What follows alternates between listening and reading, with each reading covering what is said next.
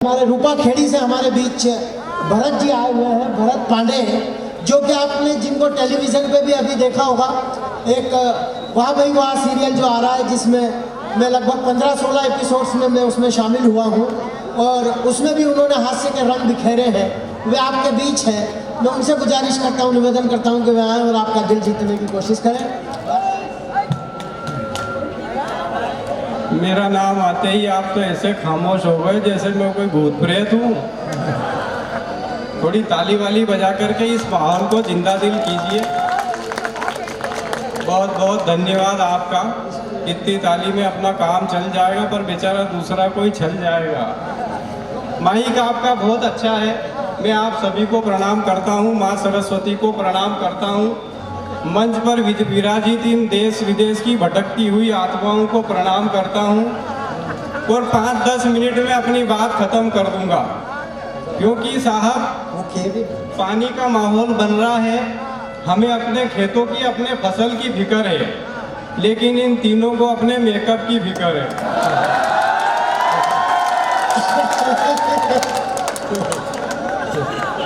आइए, बहुत बढ़िया कवि सम्मेलन। माइक बहुत अच्छा है।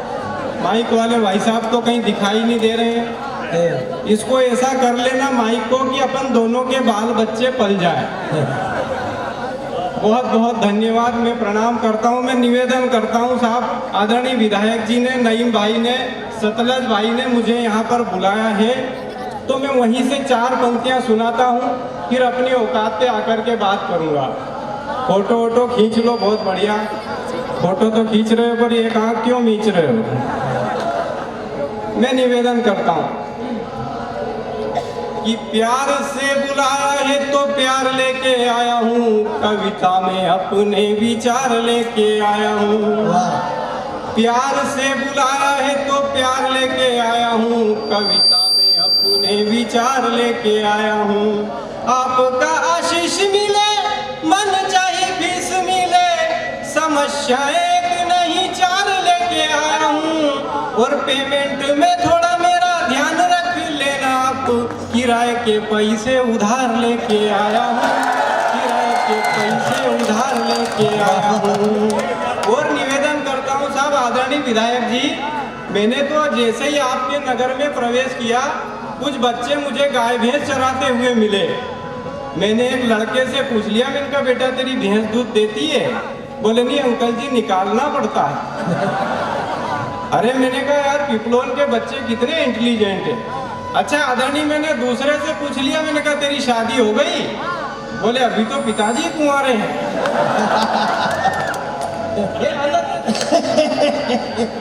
अच्छा आदरणीय, मैंने तीसरे को एक सलाह दी, मैंने कहा बेटा तुम दिन भर गाय भैंस चराते हो, सुबह शाम 1-1 गिलास भैंस का दूध पी लिया करो, ये इस ब्राह्मण का आशीर्वाद है कि तुम एक दिन बड़े आदमी बन जाओगे।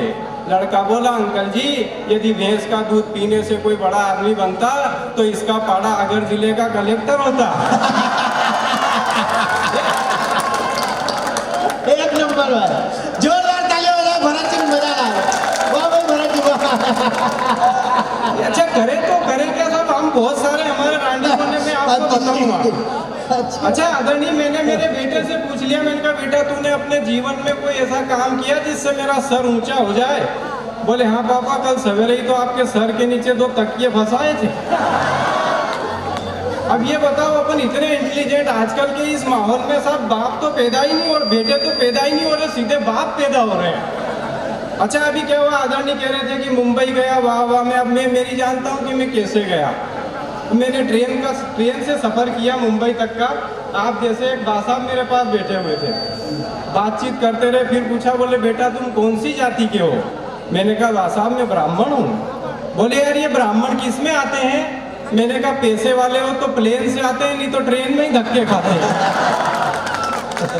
ये स्थिति है। अच्छा अगर क्या हुआ साहब, अभी मैं कुछ दिन पहले बाजार में सब्जी लेने गया आदरणीय, और वो सब्जी लेने गए, आप भी जाते होंगे, भाभी जी कहती होंगे कि जाओ सब्जी लेकर के आओ। तो मैं गया तो वो ठेले वाला सब्जी पे पानी छिटक रहा।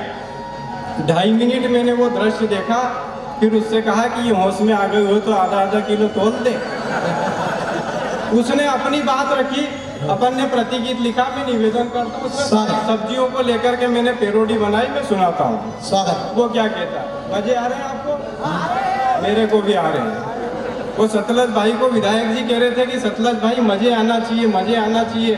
सतलज भाई तो अब ये अंतर्राष्ट्रीय कवि के पुत्र हैं। इनने कहा कि देखो विधायक जी, ये मजा का मामला ऐसा है कि आए तो रात भर नहीं आए, नहीं तो सवेरे सवेरे आ जाए।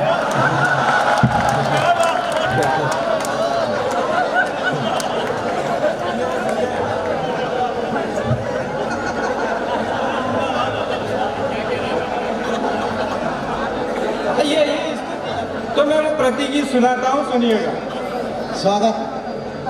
कि बिका नहीं है एक भी आलू, बिका नहीं है प्याज, अरे जितना पैसा लगाया इसमें मिला न उसका ब्याज। कि छोरा सब्जी बेचन वाला। बहुत बहुत धन्यवाद। वैसे तुम लग नहीं रहे हो कि सब्जी बेचने वाले हो, तुम सब धनी सेठों के बच्चे दिख रहे हो मेरे को यार। कि छोरा सब्जी बेचन वाला रे, बेचे बैंगन काला काला रे। छोरा सब्जी बेचन वाला रे, बेचे बैंगन काला काला। इसकी मती गई थी मार जो खोली सब्जी की दुकान। के छोरा सब्जी बेचन वाला रे, बेचे बैंगन काला काला। सूखी भिंडी बिचारी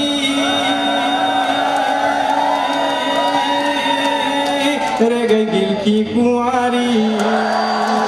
सूखी भिंडी बिचारी रह गई गिल की कुंवारी। नींबू अदरक धनिया मिर्ची सब रो रहे बेचारे, आधे वेंटिलेटर पे आधे अल्लाह को प्यारे। मेथी पालक भी पड़े बेहाल। की छोरा सब्जी बेचन वाला रे, बेचे बैंगन काला काला। बोलिए श्री सत्यनारायण भगवान प्रथम अध्याय समाप्त। अच्छा, वो सब्जी से मुझे याद आता है, आदरणीय हमारे गाइड जी बैठे हुए हैं। मेरी ससुराल है उज्जैन में, हालांकि मैं पता किसी को नहीं बताता। अब वो आदरणीय क्या है, मेरी ससुराल उज्जैन होने के नाते जब भी मेरे पास लगातार कवि सम्मेलन होते हैं तो मैं वहीं से अटेंड करता हूँ। तो मेरी सासू माँ मुझे बहुत लाड प्यार से रखती है। अभी पिछले दिनों नवरात्रि में मैं 6 दिन तक वहीं रुका, उनने मेरे को 6 दिन तक मेथी की सब्जी बना के खिलाई। और 7वें दिन बोले जमाई साहब आपकी पसंद की कोई सब्जी हो तो बताओ। मैंने कहा आप तो मेथी का खेत बता दो, मैं वहीं जाके चली आऊंगा। ये हालात है साहब। क्या हुआ कि वो 7वें दिन मेरे को विदा करने लगी। फिर बोले वो एक प्लेट में 50 का नोट और कंकु चावल विधायक जी लेकर के आई। तो वो ब्राह्मण होने के नाते मैंने कहा माता जी मैं मुंह किधर करूं? बोले बेटा अपने घर की तरफ ही कर लो। स्थितियाँ बड़ी। अच्छा, वो मैं आदरणीय विधायक जी एक स्कूल में मास्टर हूँ, बच्चों को पढ़ाता हूँ। कि मैंने लड़के से पूछ लिया, मैंने कहा पानी में रहने वाले 4 जंतुओं के नाम बताओ। लड़का बोला सर डेंड को। मैंने कहा जल्दी बता फटाफट। बोले डेंडके की पत्नी। मैंने कहा 2 और बता दे पास कर दूंगा। बोले डेंडके के छोरे छोरे। ये समझ में नहीं आता, हम सुधारना चाहें लेकिन सुधरने का प्रयास नहीं करते। अभी गणित पढ़ा रहा तो मैंने क्या उनकी बेटा इधर देख ब्लैक बोर्ड की तरफ। माना कि तेरे एक हाथ में 10 केले हैं। लड़का बोला सर कहाँ है? लेते देते कुछ भी नहीं, फालतू बात करते हो। मैंने कहा मान ले तेरे बाप का क्या जाता है? बोले ठीक है सर मान लिया। मैंने की माना कि तेरे एक हाथ में 6 केले हैं, दूसरे हाथ में 10 केले हैं, बता कितने हो गए?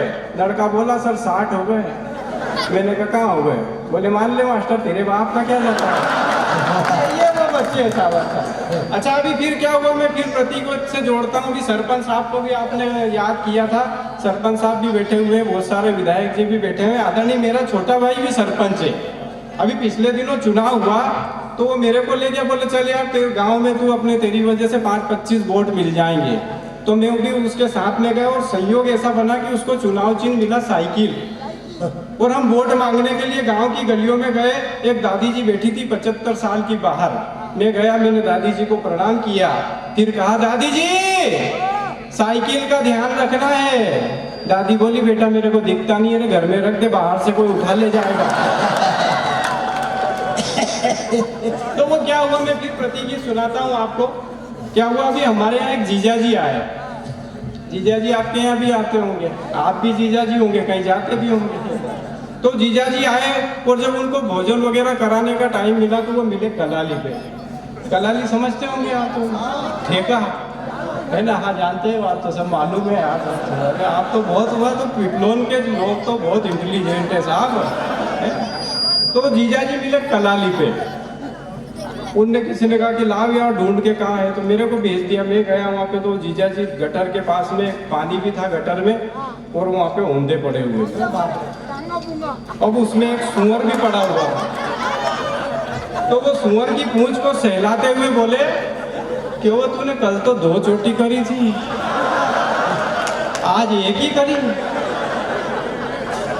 और वो जीजा जी को फिर जब 4-6 दिन गांव में हो गए, अच्छा गांव में हो गए जीजा जी को 4-5 दिन, तो गांव में घूमने के लिए निकले। बोर हो गए घर में बैठे बैठे। अब साले साली सब अपने अपने घर का और खेतों का काम करे, तो वो घर में बोर हो गए, तो गांव में घूमने निकले। तो एक लड़के से पूछ लिया कि यार यहाँ कोई मनोरंजन का साधन है क्या? तो लड़का बोला एक था, वो भी तुम ले।